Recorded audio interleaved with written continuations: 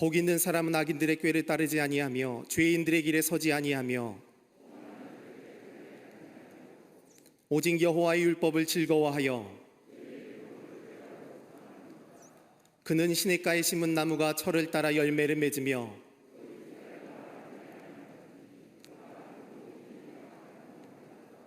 악인들은 그렇지 아니하며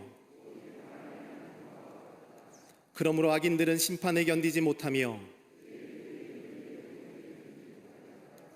무릇 의인들의 길은 여호와께서 인정하시나 악인들의 길은 망하리로다. 아멘.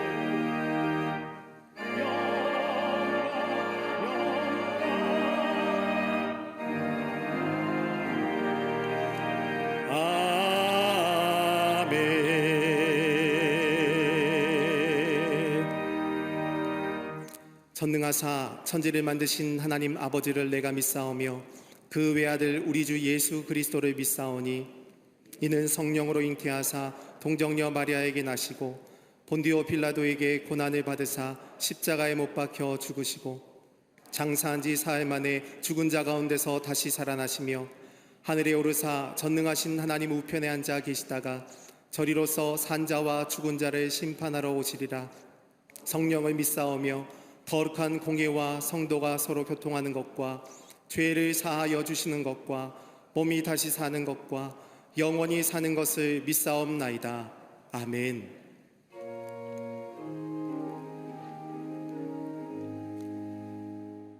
새로운 광명의 해를 비추시는 주님, 어둠을 밝히는 생명의 빛으로 시작한 2021년 새해를 소망과 기쁨으로 맞이할 수 있도록 은혜 내려주시니 감사드립니다.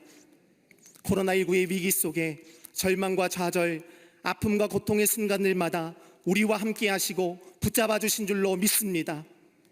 그러나 주님, 진리의 편에 서기보다는 순간적인 편안함과 만족을 위해 살아왔으며 거짓과 욕심으로 지내온 저희를 용서하여 주시옵소서. 질그릇처럼 깨지기 쉬운 양심과 연약한 우리의 성품을 강건하게 붙잡아 주시고 주의 임재를 경험하는 은혜의 예배가 되게 하여 주시옵소서. 이 나라 민족을 사랑하시는 하나님, 그리스도의 십자가 사랑이 세상을 변화시키는 능력이 되게 하사 정쟁의 정치가 상생의 정치로, 미움과 다툼이 참된 소망으로 변하게 하여 주시옵소서. 이 땅을 누르고 있는 어둠과 혼란, 아픔은 물러가고 밝은 새날, 생명력 넘치는 이 나라가 되도록 친히 이끌어 가실 줄로 믿습니다. 코로나로 무너진 정치, 경제, 사회, 문화, 안보, 교육 모든 영역이 회복되게 하시고 속히 안전한 백신과 치료제를 통해 모든 바이러스가 종식되며 전 세계 열방에 참된 샬롬의 평강이 임하게 하여 주시옵소서. 또한 북한의 악한 정권은 주님의 공의로 다스려 주시고 핵과 미사일의 야욕을 버리게 하여 주시옵소서. 생명의 울부짖음과 지하교회 성도들의 눈물이 복음적 통일의 역사를 통해 아름다운 결실을 맺게 하여 주시옵소서.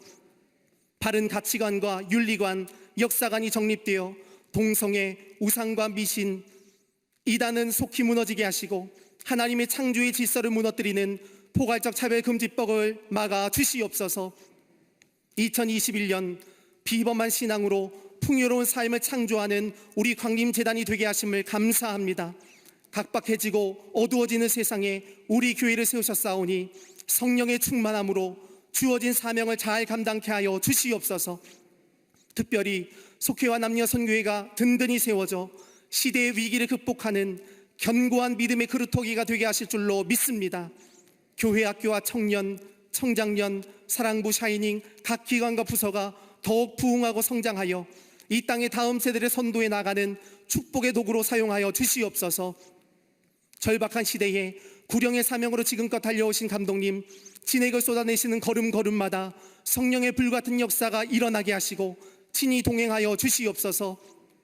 부흥의 역사를 이어가시는 담임 목사님, 남년의 감독의 직임을 감당하실 때 시대를 깨우는 영성과 지성으로 감리교회를 넘어 한국교회, 전 세계 교회의 참된 리더로 사용하여 주시옵소서.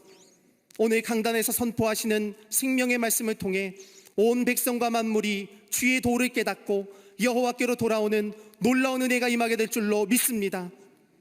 강단을 아름다운 꽃으로 장식한 손길에 위로와 평강이 임하게 하시고, 보이지 않는 곳에서 예배를 섬기며 헌신하는 손길이 닿은 곳마다 주의 영광이 깃들게 하여 주시옵소서. 또한 갈릴리 성가대를 기억하사 위로와 소망, 은혜의 감동을 전하는 귀한 사명 감당케 하여 주시옵소서. 사모하는 심령, 안타까운 마음으로 전 세계에서 온라인과 방송의 자리에 나오신 모든 성도님들과 함께 예배하는 남교회, 서교회, 북교회, 국내외 선교지에 풍성한 은혜의 감격을 허락하여 주시옵소서. 이 예배를 통해 하늘의 문을 여시고 마음껏 은혜 내려주시기를 소망하오며 존귀하신 예수 그리스도의 이름으로 기도하옵나이다. 아멘. 오늘 성경 말씀은 빌립보서 3장 7절에서 14절까지입니다. 그러나 무엇이든지 내게 유익하던 것을 내가 그리스도를 위하여 다 해로 여길 뿐더러 또한 모든 것을 해로 여김은 내 주 그리스도 예수를 아는 지식이 가장 고상하기 때문이라. 내가 그를 위하여 모든 것을 잃어버리고 배설물로 여김은 그리스도를 얻고 그 안에서 발견되려 함이니, 내가 가진 의는 율법에서 난 것이 아니요 오직 그리스도를 믿음으로 말미암은 것이니 곧 믿음으로 하나님께로부터 난 의라. 내가 그리스도와 그 부활의 권능과 그 고난에 참여함을 알고자 하여 그의 죽으심을 본받아 어떻게 했으든지 죽은 자 가운데서 부활에 이르려 하노니, 내가 이미 얻었다 함도 아니요 온전히 이루었다 함도 아니라 오직 내가 그리스도 예수께 잡힌 바 된 그것을 잡으려고 달려가노라. 형제들아, 나는 아직 내가 잡은 줄로 여기지 아니하고 오직 한 일, 즉 뒤에 있는 것은 잊어버리고 앞에 있는 것을 잡으려고 표대를 향하여 그리스도 예수 안에서 하나님이 위에서 부르신 부름의 상을 위하여 달려가노라. 아멘.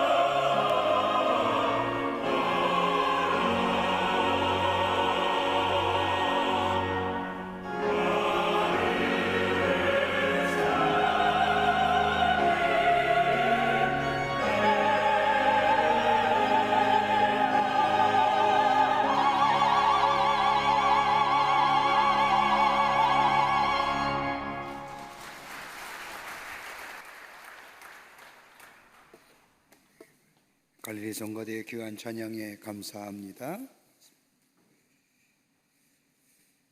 2021년 한 해가 새롭게 시작되었습니다.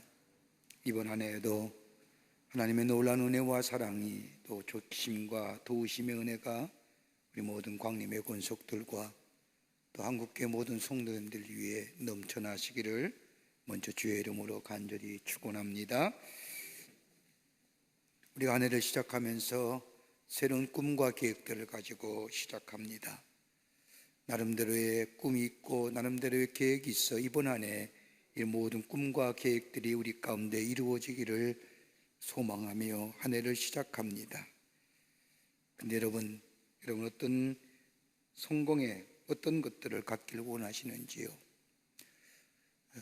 성공하기를 원하실 터인데, 성공이라는 것이 꼭 물질적인 성공, 무슨 권력의 힘의 성공 이런 것을 얘기하는 것이 아니라 내가 노력하고 내가 힘써서 이루어가자 하는 것들이 있을 터인데, 여러분들이 성공하고 원하시는 것이 무엇이 있을까요? 아마 각기 다를지 모르지만은 깊은 내면 속에 가지고 있는 공통의 마음이 있다고 한다면 이번 한 해는 나의 인생이 좀 가치 있고 의미 있는 인생으로 살아갔으면, 다른 사람에게 선한 영향을 미치며 다른 사람에게 좋은 일들을 하며 사는 복된 인생이 되었으면 좋겠지 않았는가. 그런 마음 누구나 다 가지고 있을 줄 압니다. 가치 있고 의미 있는 인생에 살려고 하면 그 요소는 다른 것이 아니라 내가 어떤 대상에 붙잡혀 있는가, 내가 어디에 속하여 있는가에 따라서 내 인생이 가치 있는 인생이 되기도 하고 그렇지 못한 인생이 되기도 합니다. 여러분 지금 어디에 붙잡혀 있는지요? 어디에 속하여 살고 계신지요? 오늘 우리가 함께 읽는 본문의 말씀은 바울의 유명한 실존적인 고백이 담겨져 있는 말씀입니다. 바울처럼 많은 사람들에게 선한 영향을 미친 사람은 없었을 겁니다. 27권의 신약 성경 가운데 13권의 성경 말씀을 쓴 사람이 사도 바울이요, 기독교의 신학을 집대성한 사람이라고 해도 과언이 아닙니다. 이런 바울이 오늘 자신을 가리켜서 포로된 자라고 이야기합니다. 더 나아가 포로된 존재라 자신을 정의합니다. 원문을 보면 카텔 렘푸센이라고 말하는 이 말은 다름이 아니라 나는 예수께 붙잡힌 자라고 하는 이야기입니다. 그러게 자신을 가리켜서 바울은 다른 사람에게 소개할 때 나는 예수께 붙잡힌 사람이라 소개합니다. 우리가 잘 알다시피 바울은 예수를 만나기 전 예수를 믿는 사람들을 잡으러 가다가 예수님을 만난 사람입니다. 다메섹이라는 곳에 예수 믿는 사람이 있다는 소식을 들은 바울은 그 길로 예수 믿는 사람을 잡으러 다메섹으로 가다가 갑자기 하늘에서 호련히 강한 방채가 비추더니 사울의 눈을 멀게 합니다. 그리고는 하늘에서 들려온 음성이 사울아 사울아 내가 어찌 나를 핍박하느냐고 말할 때에 사울이 뜨지 못하는 눈을 보면서 하늘을 향하여 당신 누구십니까? 라고 물을 때에 나는 내가 핍박하는 예수니라고 하는 음성이 들려옵니다. 이 음성을 들은 사도 바울은 3일 동안이내 눈에 비늘이 끼어 앞을 보지 못한 채 사람에 의하여 끌려 다메섹으로 들어가 눈이 뜨인 후에 그는 저 아라비아 광야에 가서 3년 동안 있다가 새로운 존재로, 그리고 복음을 전하는 자로, 하나님의 사람으로 하나님 나라의 복음을 전하는 전도자의 삶을 살아갑니다. 이 다메섹에서 만난 부활의 주님을 만난 이 계시적 사건을 가리켜 사도 바울은 갈라디아서 1장에서 이렇게 말합니다. 내가 다메섹에서 포로가 된 것이 아니라 어머니의 태로부터 부르심을 입었노라. 자신의 인생은 우연으로 된 것이 아니라 하나님의 인도하심과 부르심 가운데 이루어졌다는 고백입니다. 갈릴리아 저 다소에서 태어난 것도 우연이 아니고 가말리엘 문화생으로 공부한 것도 우연이 아니라는 겁니다. 내가 부활하신 주님을 만난 것도 우연이 아니라 하나님의 전적인 부르심이요 하나님의 계시적 사건이었다고 고백합니다. 그러면서 고린도서 7장 23절의 말씀을 보면 자신을 향하여 한 가지 더 고백하기를 나는 하나님께서 값으로 사심받은 사람이다. 예수께서 나를 위하여 십자가에 피 흘려 죽으심으로 인하여 나를 구원하고 나를 새롭게 하여 주시는 기기에 나는 이제 예수께 팔린 몸이요 예수의 노예요 나의 삶의 주인은 내가 아니라 예수이기에 나에겐 자유함이 없다고 고백합니다. 다시 말한다면 철저하게 나는 예수께 붙잡힌 삶이라 말씀합니다. 그리고 오늘 3장 12절의 그 말씀도 보면 오직 내가 그리스도 예수께 잡힌 바 된 것을 잡으려고 쫓아가노라고 자신을 향하여 고백합니다. 그리스도인의 삶이란 다름 아닌 바울의 고백처럼 예수께 붙잡혀 사는 사람입니다. 예수께 잡힌 바 된 사람이 바로 그리스도인의 삶이라는 겁니다. 예수를 믿는 사람들의 별명이 참으로 많습니다. 흔히 듣는 얘기로 제자란 이야기입니다. 복음서에서 보는 대로 많은 사람이 예수님을 따라다녔습니다. 그러나 예수님의 제자는 12명이었습니다. 12명의 사람은 예수님과 함께 동고동락했던 사람들. 그런데 안타깝게도 복음서에 나타난 예수님의 제자는 예수님이 땅에 계실 때에 예수님에 대하여 깊은 이해가 없던 사람들이었습니다. 예수님이 부활하신 후에 승천하신 후에야 비로소 예수님이 누구였고 예수가 어떤 분이었음을 알았던 저들, 자신이 함께 예수와 생활했던 삶, 말씀하셨던 것을 전하는 제자의 삶이 되었던 것을 되게 됩니다. 예수를 깊이 이해했던 사람들. 또 하나 또 한다면 성도란 이름입니다. 거룩한 무리란 말입니다. 믿는 사람들을 가리키는 말이 신도이지만 우리는 신도가 아니라 성도입니다. 거룩한 사람들, 땅의 방식으로 살아가는 것이 아니라 하늘나라의 방식대로 살아가는 사람들, 예수 믿고 하나님 예수를 나의 삶의 주인 모시고 저 세상과 구별되어 거룩과 화평과 의로움을 쫓는 삶, 이게 바로 성도라는 겁니다. 또 하나 지금 보편적으로 불려지는 또 하나의 별명이 있다면 크리스찬입니다. 크리스찬은 크리스티아누아스라고 하는 이야기로 그리스도 외에 속한, 그리스도 안에 속한 사람들, 그리스도 외에는 아무것도 모르는 사람들, 그리스도만 따르고 그리스도만 사랑하고 그리스도를 위하여 죽기로 맹세하는 사람들을 가리켜서 크리스찬, 그리스도께 속한 사람이라는 이야기입니다. 이 말은 저 초기 교회, 초대교회의 안디옥 교회로부터 시작한 이 말은 다름이 아니라 그리스도를 위하여 순교를 각오한 사람들, 성경의 말씀대로 하면 세술에 취한 자들이라는 얘기입니다. 그리스도 안에 있는 사람들, 그리스도께 속하여 사는 사람들, 세술에 취한 자는 다름이 아니라 바울이 얘기한 것처럼 하나님의 거룩한 영에 이끌려가는 사람을 가리켜 그리스도인이라 얘기합니다. 지식이나 이성이나 경험의 문제가 아니라 하나님의 거룩한 영에 이끌려 그 영이 내 이성을 지배하고 내 육체를 지배하고 내 감성을 지배하며 그리스도의 생명력에 이끌려 사는 사람을 가리켜 바로 그리스도인들, 크리스찬이라 말하는 겁니다. 이걸 가리켜서 바울은 예수께 붙잡힌 바 된 인생이라 정의합니다. 우리가 새로운 한 해를 시작하면서 하나님의 사람으로 내 나름대로의 새로운 각오와 다짐이 있을 겁니다. 올해 안에 좀 더 하나님을 위하여 일할 거, 하나님의 교회를 위하여 열심히 헌신하며 봉사하겠다. 그보다도 우리의 삶의 나로 하여금 하나님의 나라와 교회를 위하여 봉사하게끔 하는 것이 있다고 한다면 내가 어디에 속하여 사는가? 내 삶의 주인이 누구인가? 오늘 우리의 삶이 예수께 붙잡히던 인생 되어 새로운 존재의 삶으로, 존재의 양식으로, 그리고 어둡고 불안한 세대의 진리와 생명 되시는 예수 그리스도를 전함으로 말미암아 생명의 역사를 일으키는 정말로 선한 영향력의 주인공 되는 삶, 다름이 아니라 예수께 붙잡혀 있을 때에 가능한 줄 믿습니다. 예수께 붙잡혀 사는 인생이 어떤 인생일까요? 선한 영향력의 주인공 되는 그 하나님의 주시는 풍요로움의 역사를 경험한 이번 한 해가 되기를 간절히 소망하면서 몇 가지를 함께 말씀을 나누며 은혜 받기를 원합니다. 첫째는 삶의 목적이 예수께 붙잡혀 있어야 됩니다. 오늘 13절 말씀을 보십시오. 형제들아, 나는 아직 내가 잡은 줄로 여기지 아니하고 오직 한 일적 뒤에 있는 것은 잊어버리고 앞에 있는 것을 잡으려고 쫓아가노라. 자신의 삶의 과거가 어떠한 일을 했느냐, 무엇을 했느냐가 중요한 것이 아니라 지금 내가 하는 일, 내가 할 일, 이것이 나의 삶의 목적이라는 겁니다. 누굴 위하여 사는가라고 한 질문에 대답할 수 있는 사람, 사도 바울은 자신의 삶에 누굴 위하여 사느냐고 묻는 질문에 나의 삶의 목적은 주님이라고 고백합니다. 그러기에 빌립보서 1장 21절에 바울은 내가 사는 것이 그리스도이니 죽는 것도 유익함이라. 살아있는 것도 중요한 것이 아니라 죽는 것조차도 내 앞에 있을 미래까지라도 오직 나의 삶은 예수 그리스도를 위하여 산다는 고백입니다. 그 이유가 어디에 있을까요?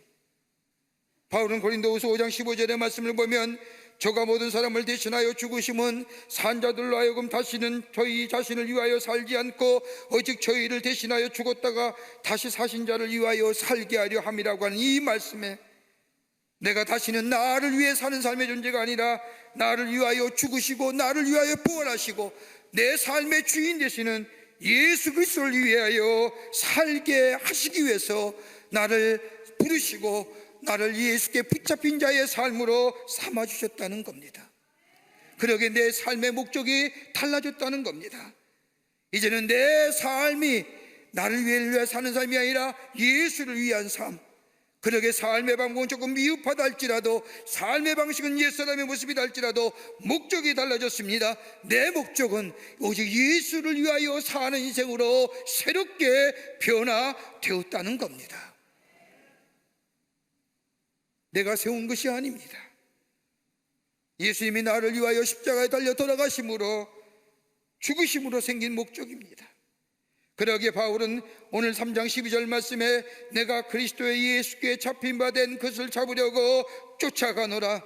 내가 세운 이상이나 목적이 아닙니다. 내가 선택한 윤리나 철학이 아닙니다. 더더욱 내가 세운 꿈이 아니라 예수께서 나를 하여 강권하여 부르셔서 당신의 사람을 세우시고 나에게 주신 삶의 목적, 그 목적을 내가 내 목적으로 삼고 기쁜 마음으로 달려간다는 겁니다. 여러분, 이것이 분명해지면 우리의 삶의 우선순위가 분명해집니다. 내 삶에 무엇을 먼저 할 건가 분명해집니다. 우리의 삶은 매일 선택과 결정의 과정이라고도 과언이 아닌데 그 선택과 결정 과정에 무엇을 먼저 할 것인가 우선순위가 분명해집니다. 예수가 나의 삶의 목적으로 삼는 삶, 내 삶의 첫 번째 프라이어티는 다름 아닌 예수 그리스도입니다. 그리스도를 위하여 선택하며 결단하는 삶 됩니다. 여기에는 삶의 열정이 있는 겁니다. 삶의 목표가 분명해집니다. 삶의 목적이 분명해집니다. 삶의 목적과 삶의 선택이 분명해질 때에 그 삶에 열정이 생기며 용기가 생기며 그리고 행복이 넘쳐날 뿐만 아니라 이것이 바로 비범한 신앙의 모습이요, 여기에 풍요로움의 삶의 열매가 맺어지게 됩니다. 예수가 나의 삶의 목적입니다. 철매 첫 번째 프라이어티입니다. 내가 선택과 결정도 예수가 먼저입니다. 이 삶이 예수께 붙잡힌 자의 삶의 모습입니다. 빌리그람 목사님이 부흥회를 인도하고 있었습니다. 집회를 마치고 숙소에 들어왔을 때 한 점잖은 신사가 찾아와 질문을 합니다. 오늘 목사님이 설교하실 때에 장차 임할 미래에 대하여 설교하셨는데 주님의 재림하심과 심판에 대하여 말씀하실 때 제가 얼마나 큰 은혜를 받았는지 모릅니다. 그런데 제 마음속에 한 가지 의문이 있어서 찾아왔습니다. 목사님은 자신의 미래에 대하여 알고 계시는지요? 주님의 재림과 주님의 심판에 대하여 말씀하셨는데 장차 다가올 미래에 대하여, 목사님의 장래에 대하여 알고 계십니까? 이 질문을 받은 빌리그람 목사님이 이 점잖은 신사를 향하여 빙그레 웃으면서 말합니다. 저는 제 자신의 미래에 대하여 알 수 없습니다. 뭐라고요? 그러나 한 가지 분명한 사실이 있다고 한다면, 내가 분명히 한 가지 아는 것이 있다면 나의 미래는 누군가가 꼭 붙들고 계시다는 겁니다. 이것만은 확실합니다. 과거에도 붙잡고 계셨고 현재에도 붙잡고 계시고 앞으로도 미래에도 그분이 붙잡고 계실 겁니다.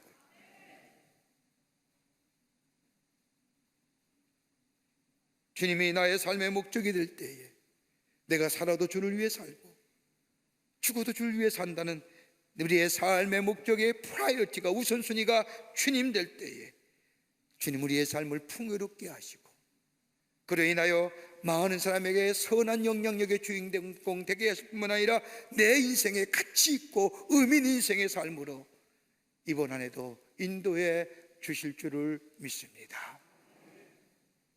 두 번째는 우리의 성품이 예수께 붙잡혀져 있어야 됩니다. 우리의 성품이, 오늘 8절 말씀을 보십시오. 사도 바울은 고백하기를 모든 것을 해로 여기면 내 주 예수 그리스도를 아는 지식이 가장 고상함이라.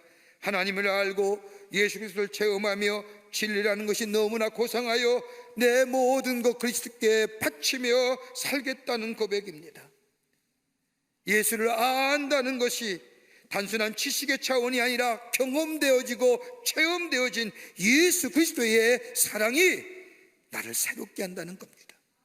세상의 지식이 나를 변화시키는 게 아닙니다. 내가 가졌던 내 주변의 모든 것들이 나를 새롭게 만드는 것이 아니라 예수 그리스도의 사랑이 나를 새롭게 만들어주는데, 예전엔 땅의 것만을 추구하며 살았던 내 삶의 방향성이 이제는 땅의 것이 아니라, 흘러가는 것이 아니라 하늘의 것을 추구하며 신령한 것을 추구하며 내 인생이 새롭게 변화되었다는 겁니다. 그 변화한다는 것이 아니라 가치관의 변화입니다. 보는 것이 달라졌습니다. 나에게 함몰되었던 시각이 이젠 좀 더 넓게 그리고 구속사적인 관점에서 바라보게 되었다는 겁니다. 그저 바라보고 들었던 것이 아니라 바라볼 때마다 들을 때마다 구원의 관점으로 바라보고 구원의 관점으로 듣게 되었다는 겁니다. 더 나아가 세계관이 달라졌다는 겁니다. 여러분, 우리의 인격이 무엇입니까? 우리의 성품이 어떤 것들입니까? 부모님으로부터 받은 성품도 있고, 그러나 우리가 가진 성품이나 인격은 내가 배운 지식과 내가 본 경험은, 내가 본 한 경험이 우리의 가치관을 만들어내고 우리의 세계관을 만들어내고 여기에 우리의 인격과 성품이 담겨지는 거 아닙니까? 예수께 붙잡혀 있다는 것은 우리의 가치관과 세계관이, 그래서 즉 보는 것과 대하는 것이 달라졌다는 겁니다. 그저 저절로 변화된 것이 아니라 예수 그리스도의 십자가의 사랑이, 저 십자가에서 나를 위해 죽으신 그 사랑이 나로 하여금 새롭게 하나님의 의로 덧입혀 주셔서 보는 것이 달라지고 생각하는 것이 달라지고 그리고 가치관과 세계관이 달라지는 사람으로 새로운 존재로 덧입혀 주시는 은혜가 우리 가운데 임했다는 겁니다. 십자가는 두 가지의 의미가 있습니다. 두 가지의 것을 경험하게 합니다. 하나는 뭐냐? 내가 죽는 겁니다. 나의 옛사람이, 내 욕망과 내 고집이, 내 혈기가 십자가 아래서 죽는 겁니다. 그러기에 바울이 고백한 것처럼 나는 날마다 죽는다는 것이 무엇이냐? 내 혈기, 내 고집, 내 안에 있는 욕망들이 예수 그리스도의 십자가가 나를 매일매일 새롭게 하고 내 욕망과 내 이 혈기를 죽게 합니다. 또 하나 또 한다면 새로운 생명의 역사를 경험합니다. 예수의 가 십자가에서 죽으심으로 끝나는 것이 아니라 부활하심으로 새로운 생명의 역사를 우리에게 허락한 것처럼 십자가는 우리에게 새로운 생명의 역사를 가져다 줍니다. 나를 새롭게 하지요. 나를 변화시킵니다. 나의 지식이나 나의 경험이 나를 새롭게 변화시키는 것이 아니라 나를 죽이신 예수 그리스도, 그리고 부활하신 그 예수 그리스도의 십자가의 사랑이 나를 새롭게 합니다. 그러게 십자가를 볼 때마다 어떠십니까? 내가 죽어야 되는데 예수가 나를 위해 죽으시기에 그 은혜가 감사하지요. 감격합니다. 거기에 새로운 변화의 역사를 경험합니다. 바울이 오늘 그 고백하는 겁니다. 예수 그리스도를 아는 지식이 가장 고상하다는 것은 내 지식이, 내 경험이, 내가 가지고 있는 이 인식론이, 내 이성이 나를 변화시키는 것이 아니라 오직 예수 그리스도의 십자가의 사랑이 나를 변화시키는, 그게 가장 고상하다.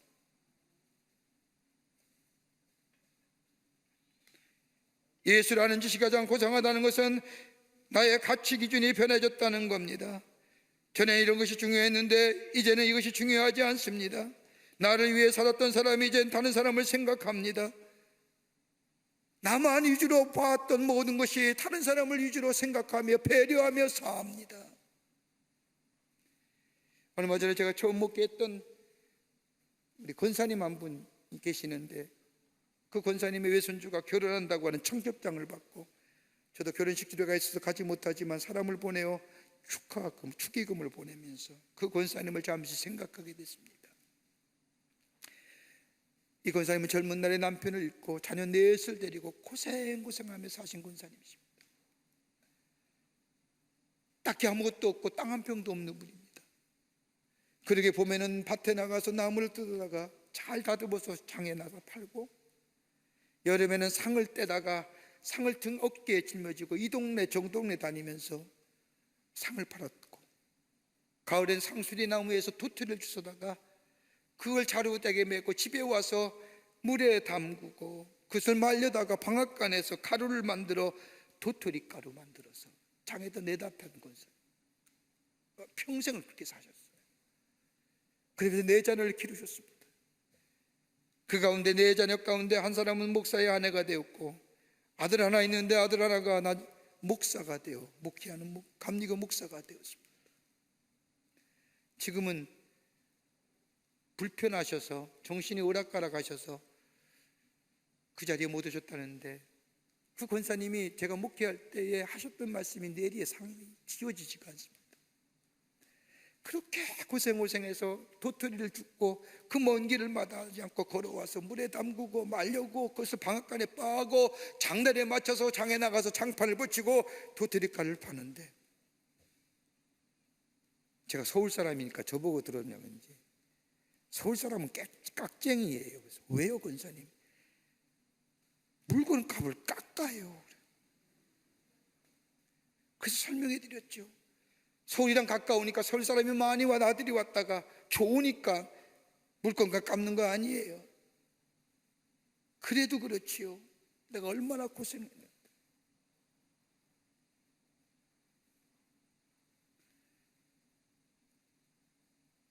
여러분, 바뀐다는 것은 의식의 변화가 올 때에 지식의 변화가 뒤따르는 겁니다.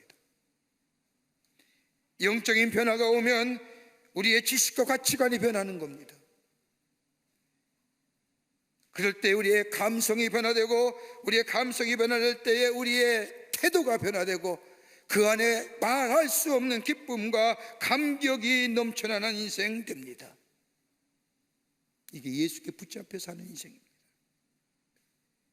바울이 고백한 것처럼 우리에게 넉넉하고도 후히 주시는 하나님이 우리 안에 계시기에, 더불어 우리를 위하여 말할 수 없는 탄식으로 간구하시는 성령님의 기도가 우리 가운데 있기에, 더 나아가 우리를 사랑하시되 당신의 아들 예수 그리스도를 이 땅에 보내셔서 우리의 죄를 위하여 십자가에 달려 죽이시기까지 우리를 사랑하시는 그 하나님의 사랑, 저 바울이 고백한 것처럼 내가 확신하노니 사망이나 생명이나 천사들이나 권세자들이나 현재일이나 장래일이나 능력이나 높음이나 기품이나 다른 어떤 피조물이라도 우리를 우리 주 예수 그리스도 안에 있는 하나님의 사랑에서 끊을 수 없다고 하는 이 하나님의 사랑하심이 내 안에 있기에, 내가 좀 부족하다 할지라도 우리의 삶 속에 이 하나님이, 나를 사랑하시는 주님이, 나를 새롭게 하시는 주님이 있기에 우리는 새로운 생명의 삶으로, 예수와 더불어 살아가는 삶으로, 주의 주신 우리의 삶의 목적을 이루어 나가는 삶으로 살아가게 되게 되는 줄 믿습니다. 이게 예수께 붙잡힌 자예요. 끝으로 미래가 예수께 붙잡혀져 있다는 겁니다. 우리의 미래가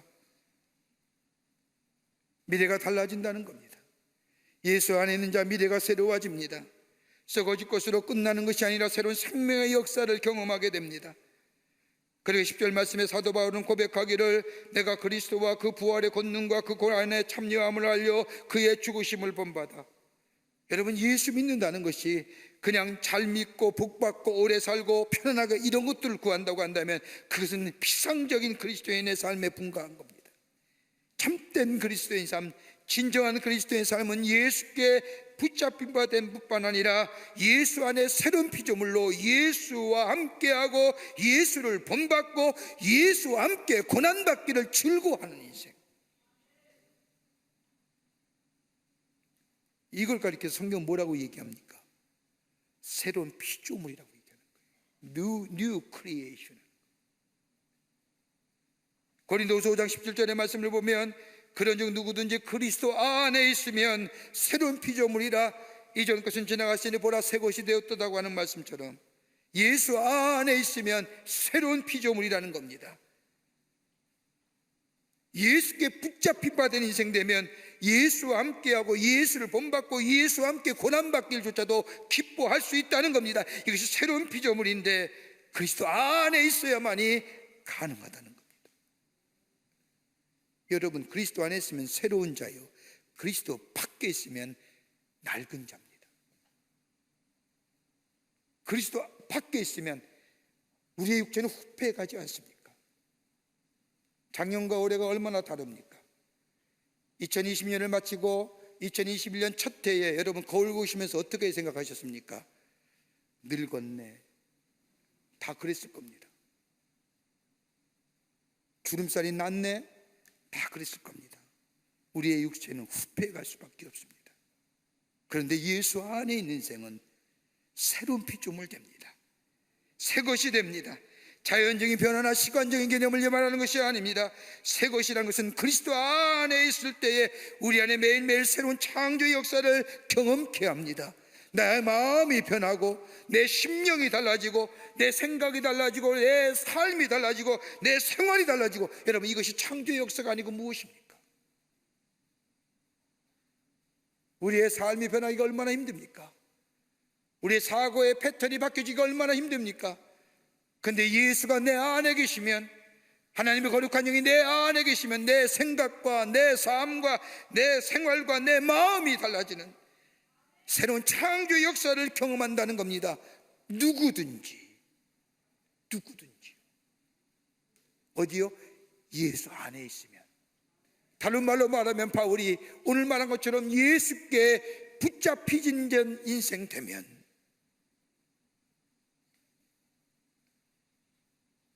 옛날의 속성과 옛날의 습관과 옛날의 가치관과 세계관들이 이런 것부터 자유로운 존재, 새로운 존재, 생각과 의식과 감성과 지성과 모든 면에서의 새로운 존재, 수동적이고 피동적인 모습이 아니라 능동적이고 적극적인 삶의 모습으로 바뀌어지는 생명의 역사를 경험하게 된다는 겁니다. 그렇게 바울은 뭐예요? 이것을 알았기에 오늘 12절 말씀의 후반부에 뭐라고 말합니까? 쫓아가노라. 자원하는 마음으로 간다는 거예요. 자발적인 마음으로 간다는 거예요. 여러분, 이 생명의 역사를 경험한 사람은 소극적이고 수동적인 것이 아니라 적극적이고 능동적으로 예수 안에서 쫓아가는 인생 되는 거예요. 이게 안 되니까, 이 경험이 없으니까 예수 믿는 것이 시시해지는 거예요. 예수 믿는 것이 언제나 피동적인 거예요. 하나님의 거룩한 영 안에서 매일매일 새로워지는 경험, 어제가 다르고 오늘이 다르며 2020년이 다르고 2022년이 달라질 것이라고. 왜? 내 안에 예수가 계시고 내가 예수 안에 거하기 때문에 내 마음의 심령이 달라지고 내 생각이 달라지고 내 가치관이 달라지고 내 생각의 패턴이 달라지는 매일매일 새로워짐을 경험하는 사람들은요, 능동적인 인생 되는 거예요. 그렇게 바울은 뭐예요? 쫓아간다는 얘기예요. 끌려서 가는 게 아니라 쫓아가는 거예요. 예배가 기다려지는 거예요. 기도의 시간이 내 안에 기쁨이 넘치는 거예요. 하나님의 말씀 볼 때마다 꿀송이처럼 내 안에 기쁨과 다름이 넘쳐나게 되는 거예요.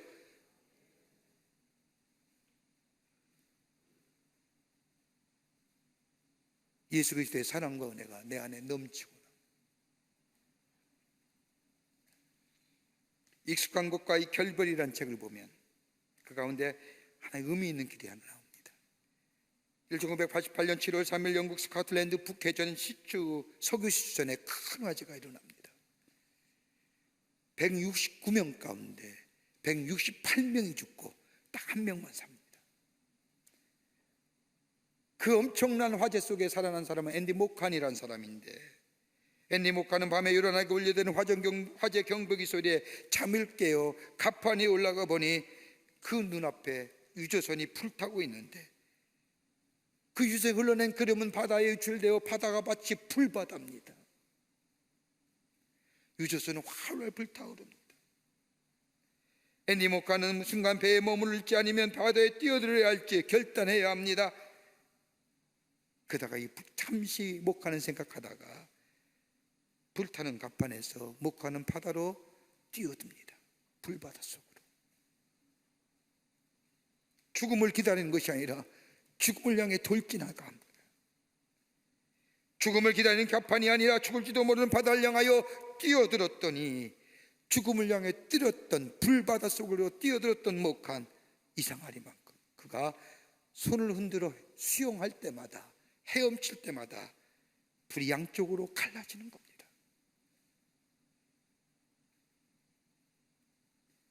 나중에 그가 고백하기를 그가 살아난 것은 지금까지 나를 지켜줄 것이라고 생각했던 배를 과감하게 버렸기 때문에 배 안에서 사투를 벌였던 사람은 다 배가 폭발하면서 다 죽었지만 자기는 익숙한 것부터의 결별했지만 그땐 두려웠고 그때는 무서웠지만 그러나 그것이 오히려 생명의 길을 열어주었다는 겁니다. 베드로 보세요. 익숙한 것부터 나올 때에 뭐래요? 바다 위를 걷잖아요. 배 안이 나의 안전한 장소고 배 안이 나의 모든 것을 지켜줄 것 같았지만 배에서 나오게 될 때에 그 누구도 경험하지 못한 인간으로서의 최초로 예수와 함께 바다를 걷는 겁니다.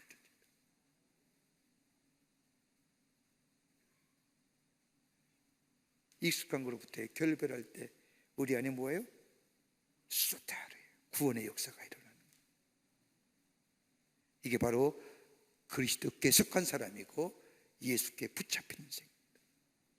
사랑하는 성도 여러분, 우리 안에는 예수를 붙잡고 아니 예수 안에 예수에 붙잡혀 사는 인생, 나의 삶의 목적이 예수께 붙잡혀 있을 때 삶의 우선순위가 분명해지고 내 가치관과 내 지식과 더 나아가 내 감정과 태도가 예수께 붙잡혀 있을 때 내 상품이 새로워지는 역사, 그리고 내 미래가 예수께 붙잡혀 있는 인생 될 때에 여기에 비범한 인생의 삶을 비범한 신앙의 소유자들 뿐만 아니라 하나님이 주시는 풍요로움의 역사가 우리 안에 있게 될 줄 믿습니다.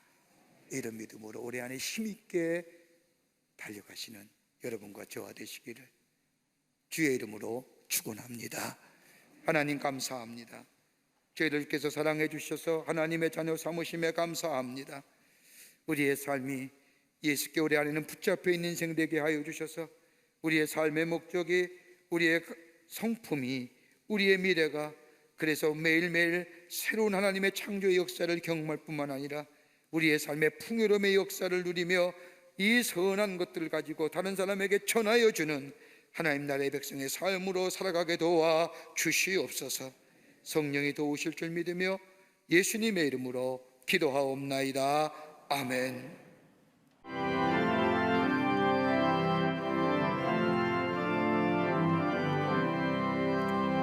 예수는 나의 구주 삼고 성령과 피로써 거듭나니 이 세상에서 내 영혼이 하늘의 영광 누리도다.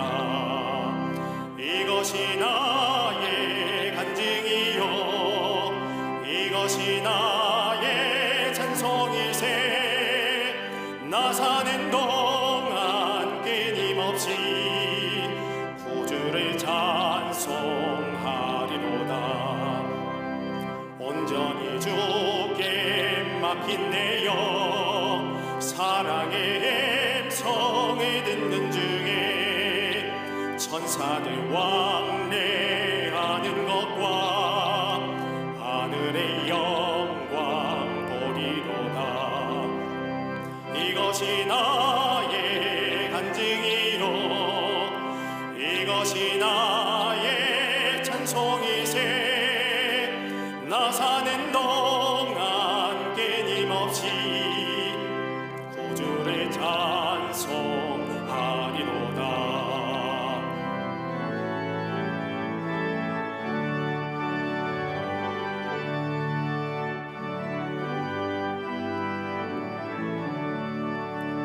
주 안에 기쁨 누리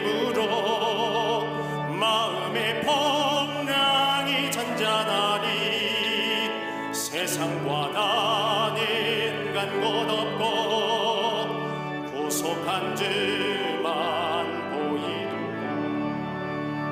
이곳이 나의 간증이요 이곳이 나의 찬송일세 나 사는 동안 끊임없이 구주를 찬송하리로다.